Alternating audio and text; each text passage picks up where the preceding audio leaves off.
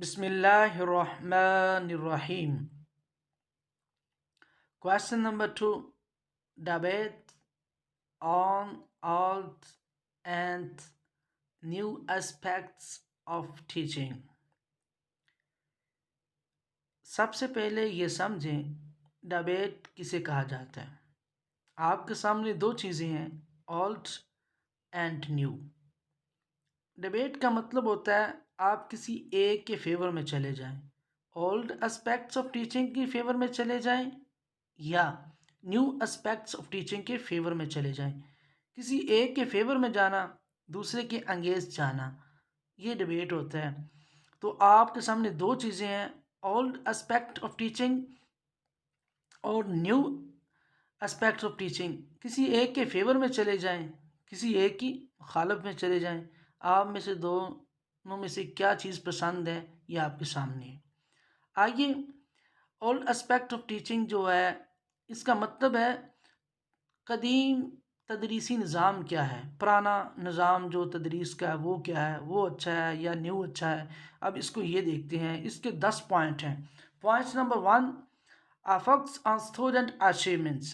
पहली चीज़ ये है कि तालब इल्म की जो कामयाबी पर फोकस किया जाए। कदीम तदरीसी निज़ाम के अंदर ये बात देखी जाती थी कि तालब इल्म की कामयाबी किस में है, उस पर ज़्यादा फोकस करते थे, उसी एक चीज़ को साथ लेकर चलते रहते थे ताकि तालब इल्म को समझ आए। दूसरी चीज़ है pedagogy, practice that create caring inclusive and cursive communities. यानी कि उसकी कम्युनिटी जो है उसको ऐसे अंदाज के साथ देना ताकि तालब इल्म पढ़ाई के साथ मुंसलिक रहे, अपने आप को टच रहे, तालब इल्म की केयर करना, उसको प्रैक्टिस कराना, तलीमी रहनुमाई करना।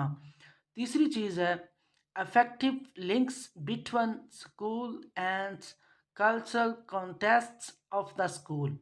यानी कि तालब इल्म का जो तदरीस का निज़ाम है, स्कूल और स्कूल का जो माहौल है, वहाँ का सियाक व सबाक है, स्कूल के माहौल का और कल्चर जो है, वहाँ का रहन सहन है, एक मौसर होना चाहिए।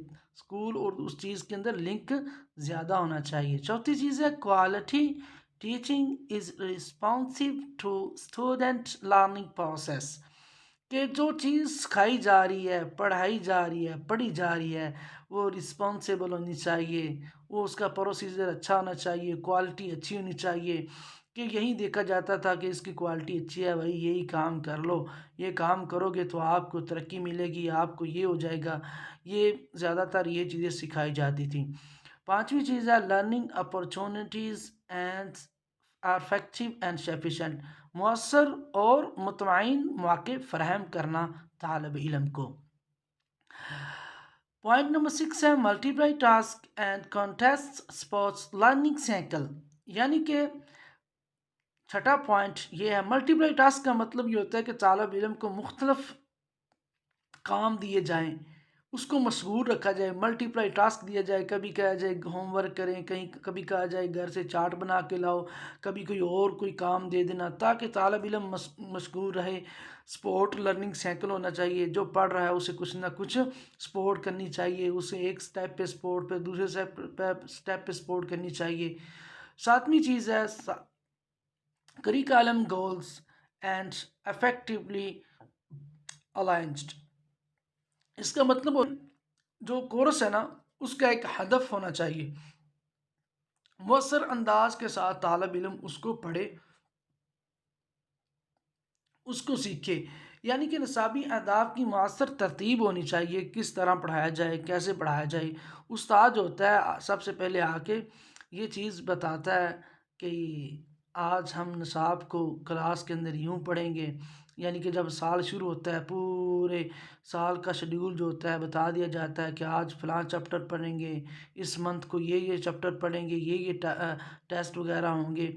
उसके सामने गोल रखा जाता था। आठवीं चीज़ है कफल्ड फीडबैक ऑन टास्क एंगेजमेंट। यानी कि उसके साथ फीडबैक लिया जाए किसी भी काम का। पॉइंट नंबर 9 है pedagogy promotes learning orientation, student self regulation, maths का cognitive strategies and thoughtful student discourse. اب اس کا سب سے مزے کی بات یہ ہے کہ طالب علم جو ہے نا اپنی سوچ کے مطابق تھوٹفل تھوٹفل ہونی چاہیے، اس کے پاس اپنی اسٹریٹجی ہونی چاہیے، اپنی یعنی کہ اسٹریٹجی ہو، اپنی حکمت عملی ہو، اپنے یعنی کہ اہداف ہوں. وہ کس طرح طالب علم اپنے آپ کو پروموٹ کرتا ہے لرننگ کے اندر، کوگنیٹو کیسے ہوتا ہے. یعنی کہ کوگنیٹو کا مطلب ہے کہ دماغی لحاظ سے وہ کیسے اپنے آپ کو یعنی کہ حکمت عملی کو تیار کرتا ہے، کہ طالب علم کیسے اپنے آپ کو تیار کرتا ہے. پوائنٹ نمبر 10 ہے قدیمی سلسلہ کے اندر، قدیمی جو تدریسی نظام ہے اس کے اندر teacher and student engage constructively in goals oriented assessment. یعنی کہ طالب علم اور استادہ کا جو تعلیمی مرحلہ ہوتا ہے یہ ایک قسم کا تعمیراتی مرحلہ ہوتا ہے، جس کے اندر دونوں کے اندر انڈرسٹینڈنگ، سیکھنے کا طریقہ، اور کس طرح بچے کو پڑھنا ہے، کیسے استاد کو پڑھانا ہے، اس کے لیے اسیسمنٹ کی کیا ضرورت ہے. تو یہ ساری چیزیں جو ہے یہ ایک طالب علم کے لیے اور ایک استاد کے لیے ضروری ہے کہ وہ تعلیمی مرحلے کے لیے جو بھی تعمیراتی چیزیں ہونی چاہیے ان کے پاس وہ ساری کی ساری اسیسمنٹ ہونی چاہیے، وہاں تک رسائی ہونی چاہیے کہ اس کے تعلیمی مرحلے کے اندر جو بھی چیز چاہیے طالب علم کو اسی وقت اس کو میسر ہونی چاہیے. نیو اسپیکٹس آف ٹیچنگ، یعنی کہ اب جدید جو طریقہ کار ہے ٹیچنگ کا، تدریس کا، پڑھنے پڑھانے کا، اس کے اندر 7 پوائنٹ ہیں، 7 چیزیں ہیں. سب سے پہلی چیز ہے پوائنٹ نمبر 1 ماڈلنگ. یعنی کہ ماڈلنگ کا مطلب یہ ہے کہ استاد کوئی چیز پڑھانے لگا ہے طالب علم کو، مثال کے طور پہ وہ کہتا ہے فلاں برڈز، تو فلاں برڈز فلاں برڈز ہیں، یہ ہے وہ ہے، تو اس کی تصاویر بنا کر ان کا نقشہ سمجھائے کہ طالب علم کو ایک نمونہ دے کہ ماڈلنگ ہونی چاہیے. ماڈلنگ کی وجہ سے طالب علم کے ذہن کے اندر وہ چیز ذہن نشین ہو جاتی ہے، طالب علم جو ہوتا ہے وہ سیکھتا ہے، جو کہ آج کل کمپیوٹر کے اندر استاد دکھاتے ہیں. یہ چیزیں ساری دکھا کر طالب علم کو بتاتے ہیں کہ آج ہم اس کے بارہ کے اندر پڑھیں گے، یہ ایٹم ہے، یہ فلاں چیز ہے، یہ فلاں چیز ہے، یہ ساری سکھائی جاتی ہیں. پوائنٹ نمبر 2 ہے فیڈ بیک.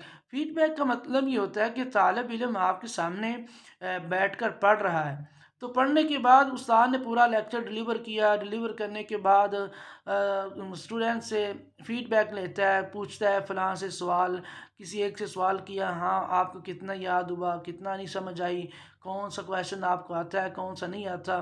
یہ ساری چیزیں اس کے اندر شامل ہیں. اور تیسری کنٹینجنسی امیجنگ ہونی چاہیے، ڈائریکٹنگ ہونی چاہیے. یہ ڈائریکٹنگ کے اندر طالب علم کو خود استاد پوچھتا ہے کہ کیا ہونا چاہیے یا کیا نہیں ہونا چاہیے. اب نمبر 5 ہے کویشچننگ. کویشچننگ کے اندر یہ ہونا چاہیے استاد طالب علم کو ایک سوال کرنے کا موقع فراہم کرے. اب جب جو زیادہ سوال کرتا ہے وہ زیادہ سیکھتا ہے.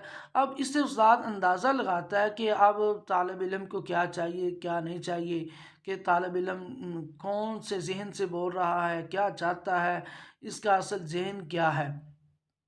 وہ طالب علم ساری کی ساری چیزیں جو ہوتے ہیں اپنے دل و دماغ کی استاد کے سامنے ایک سوال کی نظر میں رکھتا ہے، تو استاد کو یہ موقع فراہم کرنے چاہیے، ان کے سوالوں کے جواب دینے چاہیے. 6 پوائنٹ یہ ہے کہ ایکسپلیننگ ہونی چاہیے. جو استاد پڑھا رہا ہے اپنی مضمون کے حوالے کے اندر وہ ہر آپ اپنے یعنی کہ مضمون کی بالکل پلاننگ کرے، ایکسپلینیشن کرے طالب علم کو دوران لیکچر. جو ہے کسی چیز کی کوئی مشکل نہیں آنی چاہیے. لیکچر کے سٹارٹ میں، لیکچر کے درمیان میں، لیکچر کے آخر کے اندر یہ طالب علم کو بتائے کہ میں نے آپ کو یہ چیزیں پڑھائی ہیں، یہ چیزیں سکھائی ہیں، یہ چیزیں آپ سیکھ رہے ہیں. یعنی کہ ہر بات پہ ایکسپلینیشن کرے، ایگزامپلز دے، طالب علموں کو جدید حوالے کے اندر جو ایکسپلینیشن ہے کی ضرورت ہے وہ کرے. یہ ساری چیزیں ہونی چاہیے. پوائنٹ نمبر 7 ہے ٹاسک سٹرکچرنگ. یعنی کہ کوئی بھی آپ طالب علم کو کام دیتے ہیں، تو کام دینے کے وقت اس کا اسٹرکچر بنانا چاہیے، ڈھانچہ دینا چاہیے۔